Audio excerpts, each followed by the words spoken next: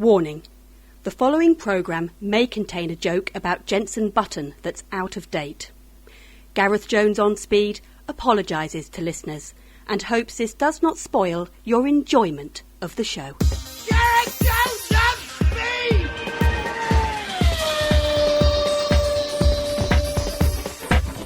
Hello and welcome to Gareth Jones On Speed! I'm Gareth Jones. I'm Zog. I'm Richard. And in the background, Jessica and Violet. Hi, girl. Hey. Zog, highlight of the week. Highlight of the week, fixing my sunroof. Yeah, well done. Zog's fixed his sunroof.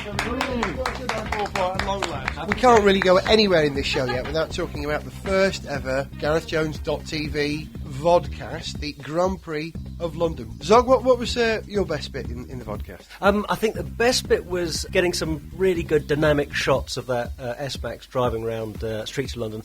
Worst moment was being pulled over by the police. 3 times. Pulled over twice, spoken to 3 times. Spoken to 3 times, yeah. And shouted at from somebody's window as well at one point. Yeah. If you don't know what we're talking... The police were much nicer than that particular... that lady, yeah. Yes, yeah. Although, you know, we had woken her up. The trials of vodcasting.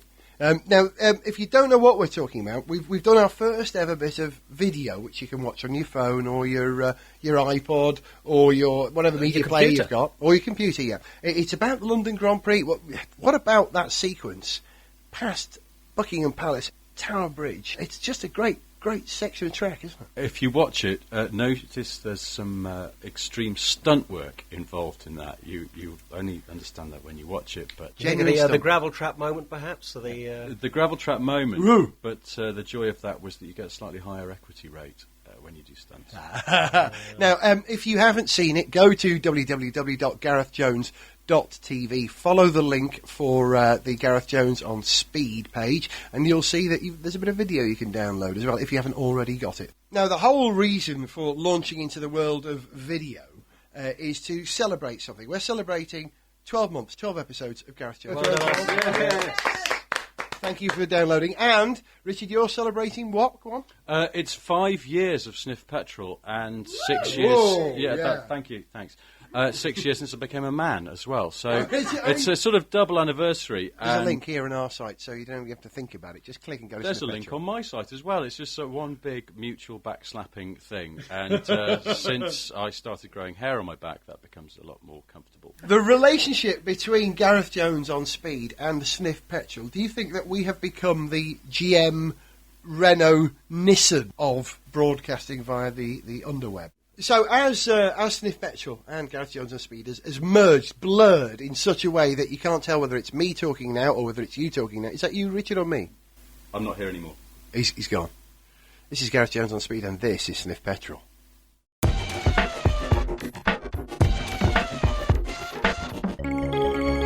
The headlines. As rumours persist that Renault is to take over GM, the French are already teaching the Americans a thing or two.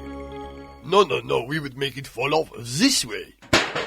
Wow, that's great. The new armrest on this Chevy wouldn't fall off for 18 months, but with this method it'll be rolling around in the footwell within weeks of buying it. Mais oui, now we talk about the irritating rattles. British manufacturer of kit cars and divorces, Caterham, gets with the trend for offering folding metal roofs on its cars. Oh dear, it's starting to rain. Put the roof up, dear. Indeed I shall, dear.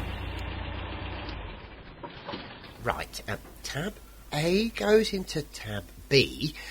Now, I need a 35mm socket, and you'll need to hold this sheet of aluminium for me, dear.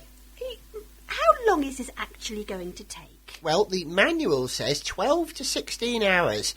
I reckon if I put in a couple of weekends, though... I'm leaving you. Oh. And there's a surprising new arrival in the world of talking books for kids. Hello, children. I'm Bernard Eccleston.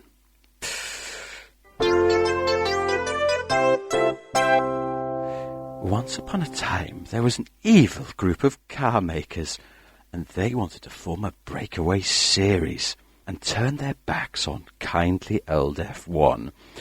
So I crushed them. I crushed them like I will crush your skulls! Mummy,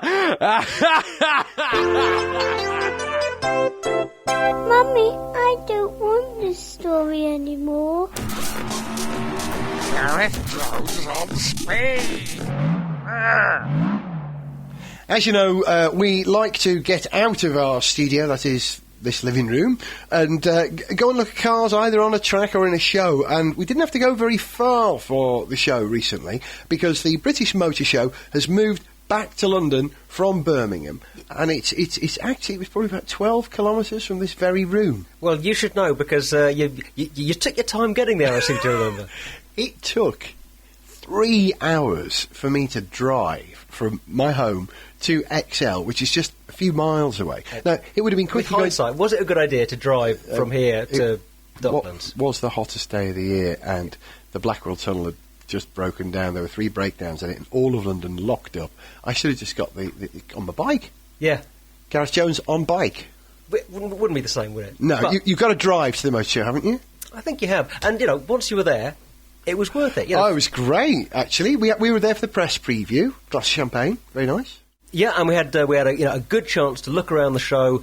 If only we'd had a bit more time. Yeah, But we'd have ticked every box, but we did pretty well. We were there in the guise of Gareth Jones on Speed. We were at the press preview. What was your highlight car, your favourite car? My favourite car was actually one of the oldies, was the Mercedes 500 SL Gullwing. Which was, it's just such a shockingly beautiful car. I could see you driving that with Princess Grace of Monaco alongside you. I think I've had that same image myself from time to time. But of the newer vehicles, the Saab Aero X, the concept car, absolutely stood out for me.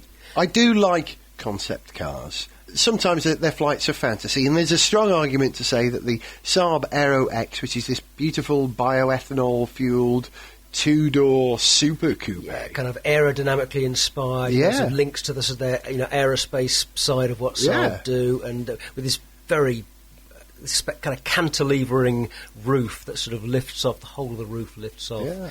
It's a very handsome car. We spent a lot of time looking at that car. The shame about it is that it just looks like something that is so far from production that you can't really imagine them producing. The truth is, the next Saab will be just another version of a Vauxhall. Yeah. Shame. The other thing that I absolutely loved was the Honda, the View Exploded, I think they call it. It's like one of those technical exploded drawings come to life, made with a real F1 car. They've taken one of their F1 cars, broken it down to all of the component bits, almost every last nut and bolt, and they're all suspended like a huge, exploded technical drawing, from a frame in the roof, and you can walk around it and inside it and, poke around and the whole car is, it's about head height, about 2 metres, about eye level, and you really can get your face right in that potentially illegal fuel cell that they had on display. Yeah, because it was that year model. It was last year's car, which there was some ruckus over the fuel, wasn't there? Yeah. And I noticed they hadn't taken the engine apart very much. That was pretty much one piece. But but all the suspension components, brakes, all of the steering. It's all, if you're at all kind of geeky about F1, interested in the cars, it's just fantastic. Just our sort of thing, then. Absolutely. A car I didn't enjoy was the Dodge Caliber. Have you seen it? That new sort of chunky crossover is the best word to describe it, isn't it? It looks like it's a 4x4, but it isn't. But not in the way that the lovely Chrysler Matra Simca Rancho did, right? This is quite different. And it looked cool on the outside, but really the plastics, Chad Valley. I mean, to be honest, I didn't think it even looked that good from the outside, but you're quite right about the interior. Didn't have anything going for it. No, I have to mention it because it was so... shame. Yeah, shame. So, disappointing all round. One last car before the next Sniff Petrol. OK, I know that you had your eye on the phenomenon Stratos. It's a new Lancia Stratos. Of course you're going to love it. It really looked wonderful. The pictures I've seen of it, it looks really brutal and fat, but in the flesh it's every bit as aggressive, but at the same time demonic that the original Stratos was, and I really hope this car happens. Yeah. Well, the other one I pick out will be the Nissan Urge, that little sort of the little Nissan concept car. There was something slightly odd about the rear passenger sort of seating position, it looked a bit. It looked like something that you can't quite imagine See ending out up on the a back. production car. It Yeah. looked too sort of vulnerable. But a great fun little concept, and I like that a lot. Not the star of the show, but what that is, you'll find out later in this show.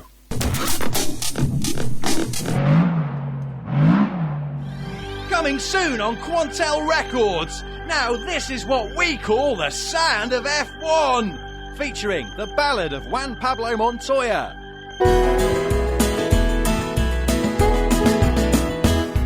Well, let me tell you a story about Formula One. I used to crash a lot when I worked for Ron. He's not so happy. He say, you go too far. He say, get lost, Ron, or we're going to NASCAR. Ay, America. I have to watch my weight, you know. Trying to get down to my ideal size, 400 pounds. Who wants to lead in Britain anyway? Big-nosed Gallic crooning from Jean Todt. Bonsoir, mesdames et messieurs.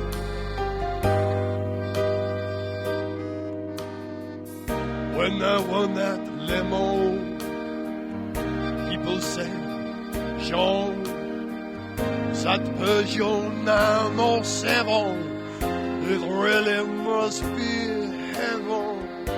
I said, no, I must go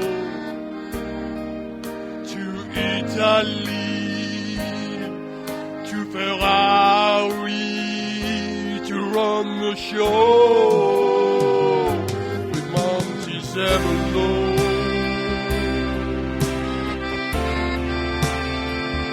I'm not a big man by any standard, but when I stand on the pit wall, I am a giant.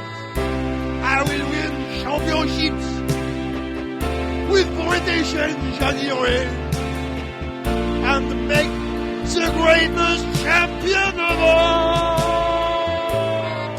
from my position on the pit wall. The Badger of Love himself, Flavio Briatore. Hey, come on. Let's do this thing. Hey, you like Formula One? You like Gucci shoes? Hey, you want the best from Monaco? You like Benetton? Oh, come on, baby. I've got class. I've got soul. I've seen Naomi Campbell's bullet hole. Fat flavours from MC Coulthard.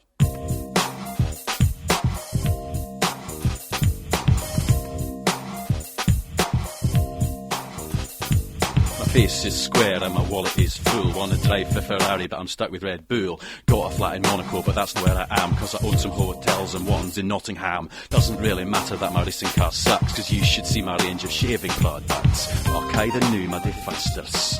Mad props to my mate shits. He's my mate and he's the... Yeah. He's my mate and he's the shit. Gareth Jones On Speed. Zog and I are discussing our favourite moments at the British International Motor Show, which was at London for the first time in many years. We spent a lot of time at the Aston Martin stand, Zog, didn't we? But explain why. Well, mostly it was trying to figure out what the difference between all those cars were, because they're all beautiful, Yep. but they do look kind of similar. Yeah, Ford have worked really hard to make Aston Martins look like Aston Martins. You see it at the road, oh, it's an Aston Martin, right? Could you guess, given 3 seconds, you could tell the Rapide because it's a four-door, but you've got to look really hard to see that it's a four-door. But is it the Vanquish and the Vantage and the DBR9, the Volante? The trouble is the names are too similar as well. Oh, the Volante is easier because the Volante is the soft top. Yeah, Yeah.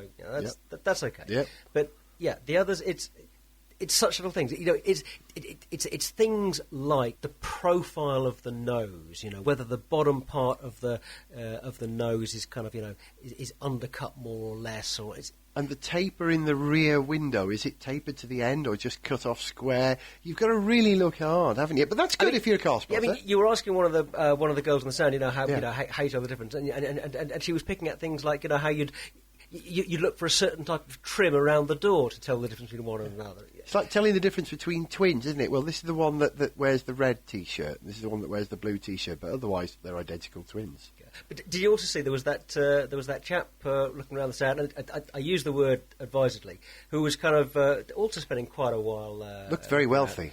I think he couldn't figure out whether he wanted one of the cars or if he's just going to buy the whole company. He'd had that sort of... So, what do you do? I'm going to the motor show to buy an Aston Martin. Oh, yes, which one? No. Yeah. Aston Martin. Yeah. What else did we like? Land Rover Freelander, actually, surprisingly. Freelander, Zog? It's a Freelander? Oh. Made in Liverpool now. They're building it in Liverpool, So at the same plant where they build Jaguars, so it's a Freelander. And it's a pretty little car. There was something about the paint finish on the particular model they had there, and the way that the lettering is done. You get this really weird kind of optical effect that sort of looks like the lettering is set into kind of an inch of glass or something. Yeah, it was almost as if the word Freelander was set, like you say, beneath the surface. But it wasn't. It was standing proud, and it was the same colour orange as the Range Rover Sport launch. Remember the Super Sport, whatever they call it, the concept. Really cooking orange. But I have to say, you said nice little car, the Freelander. Not so little, Zog. It seemed huge to me. And apparently, it's the same width as what they call the LR3 now, the Discovery. At the same time that I do like the Freelander, I'm a bit of a purist about these things. And I do tend to think that, if you want to get yourself an off-roader, something to go and bump around fields in, get a real old Land Rover. Get one of the, some kind of ex-army... Just real basic... Austin Champ. Yeah, you know what? I don't think you want to be messing about with too much comfort if you're going to be doing the mud and bumping around things. Toyota pickup. Too good for you. Can't go wrong. On a quicker note, we also liked the Caparo. Oh, I haven't got a picture of the Caparo on the website. I'll have to describe it. The nearest thing you've got to an F1 car for the road, in that it looks like an F1 car. A very... narrow body shell, sort of a front wing that's a bumper with lights and stuff on it, and barely resembles a vehicle or a piece of machinery at all. It looks like a praying mantis. I should just say that if this was a video podcast, you would be able to see Gareth doing a physical impression of the car right now. It's scary, isn't it? It's actually scarily accurate. But, I'd love to drive one. Praying mantis, it is the most insect-like car I've ever seen. What? Even more than the Volkswagen Beetle?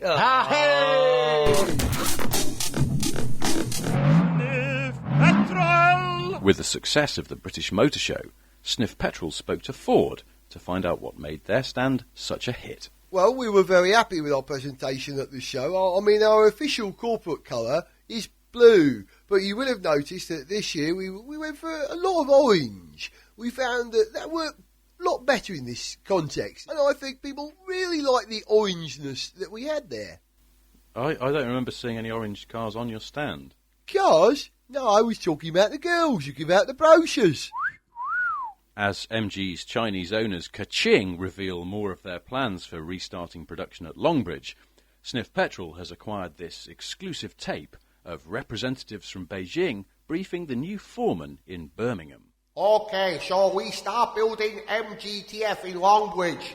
Here is production process. Start here. But this is a fully built vehicle, mate. Not quite. Then you take badge here and you glue it to front of car. What, that's it? You send us a car from China and we glue a badge to the front of it. Authentic British sports car. Hang on a minute, mate. You said you were going to employ up to 2,000 people here. 2,000 people just to glue badges onto Chinese-made cars? Yes, completely overmanned. Authentic British Leyland working practices. Brilliant. I'm just nipping out for a strike. Excellent. Whilst Aston Martin denies that all its cars look the same, their British Motor Show stand lets them down. So is this a DB9 or your four-door Rapide concept? Well, at the moment it's a DB9, sir, but hang on a sec. Just get a marker pen and...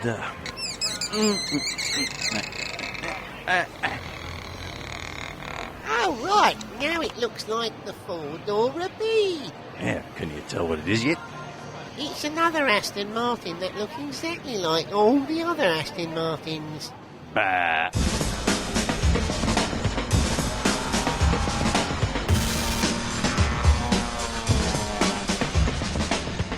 You're listening to Gareth Jones On Speed with me, Violet Berlin. What are you doing here? This is my show. That's because it's time for Connections. Yay, Connections! The game where you have to connect two random cars. Now, you might have noticed that Jessica has come around this evening. Hello, Jessica. Hello. And we have come up with a way of finding two random cars, and they're cars from our own histories, because there were two of us, and there were two cars. So, the cars are, the first one is the car that my dad drove, my family car, when we were growing up, right, which was an Audi 100 Avant. Right. Okay. That's the same model that would have had the 5-cylinder engine, isn't it? I think that one, Yeah. And Jessica? Yes, my father had a Morris Marina, one of those ones with the two colour schemes, black on the roof and a different colour on the lower part of the car. A Morris Marina in two colours. Okay. Yeah. Okay, Thank so you, your time to connect starts now. Okay, let's see, fellas. What do we know about these two cars? I've got a slightly geeky one to start with. Okay. If I may. Morris Marina was made by what was actually British Leyland at that point, which was lots of car companies joined together. I think I see where you're going with this. And I'm going to stop right there because there's girls laughing behind me, and that's not the first time that's happened in my life while I talk about cars. But am I right? What you're going to say is that Audi was joined with lots of companies joined together, which is why they have four rings as a logo. Yeah, ladies, you like me a lot more now. That's beautiful. Now that I've come up with a car fact.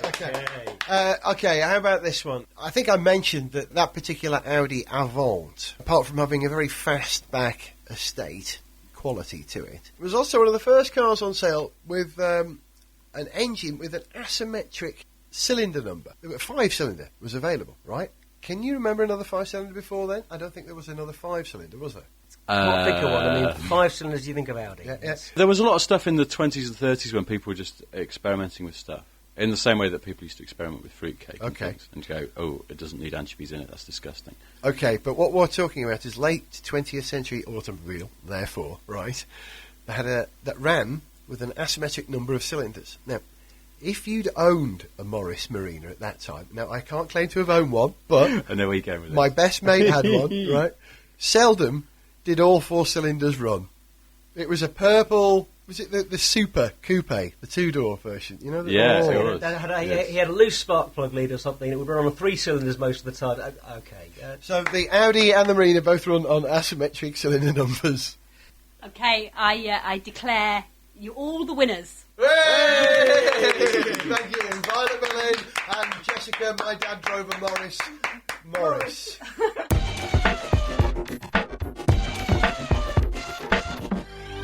Coming soon on Quantel Records. Now this is what we call the sound of F1 2. Is there room for a Schumacher on the dance floor? Yes, but it's Ralph.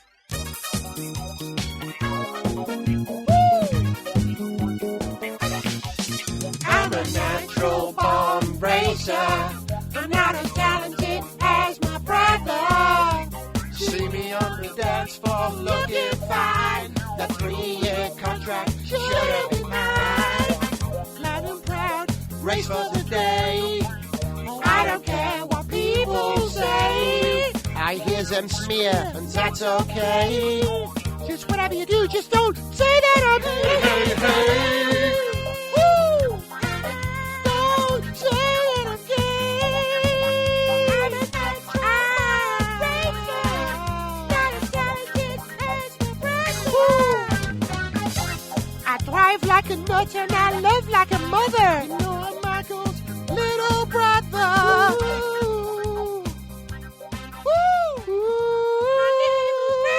Yeah, this is good. And he's British. He used to be popular. It's Britpop from Jensen Button. I feel a bit sick. My car's not quick. I wish I was driving for Frank. At least I'd have more cash in the bank. F1 is becoming a pain. It's ages since I sprayed champagne. It's no fun walking back to the pit, but it's less fun racing in a pile of Jensen, your car isn't competitive. Definitely. Jensen, your excuses are repetitive. Definitely. You split up with Louise, that was weird. Jensen, what the heck's going on with that beard? Your car is off the pace and we're getting bored. Frankly, you'd be faster in a Honda Accord. Definitely. Now this is what we call the sound of F1 2! Coming soon on Quantel Records. Because Jacques Villeneuve isn't the only one who thinks he's a singer-songwriter. Just time for some late news. Seat announces its new marketing strategy. Too poor for Volkswagen, too snobby for Skoda. Try Seat. We are somewhere in between.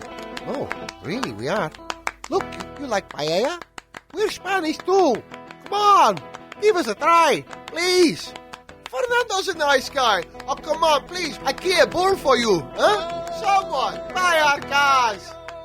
Anyone. Volvo explains the logic behind its new C30 hatchback. So we thought we needed a car that made a statement. And what was that statement? Well, that statement is, I'm quite pleasant, but parking is difficult on my street. Bingo, the small Volvo. And there's just time for more from this year's most upsetting talking book for kids. Hello, children. It's Uncle Bernard Eccleston again.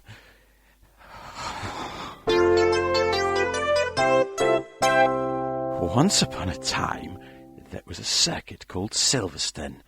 It was a very good circuit, but yet it was so naughty because its facilities weren't up to Uncle Bernard's standards. So I smashed it. I smashed it like I will smash your little face! Mummy,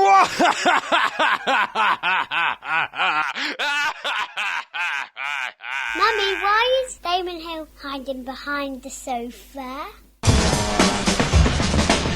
Gareth Jones on Speed! That's it, you've been listening to Gareth Jones on Speed. He's been Gareth Jones. She's been Jessica Morris. She's been Violet Berlin. He's been Richard Porter. And he has been Zog.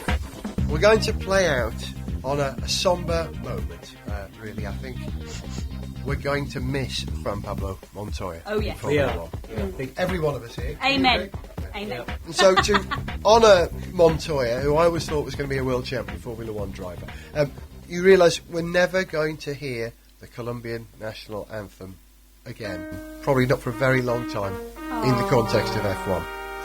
We did hear it a few times, not enough, but we'll honour the passing of Juan Pablo Montoya by playing out on the national anthem of Colombia. Join in, you'll work out the words. Say adios, everyone. Adios. Juan Pablo Montoya, Juan Pablo Montoya, Juan Pablo Montoya, Juan Pablo Montoya, Juan Pablo Montoya, Juan Pablo Montoya, Juan Pablo Montoya, Juan Pablo, Juan Pablo, Juan Pablo, Juan Pablo Montoya, Montoya. Adios, amigo.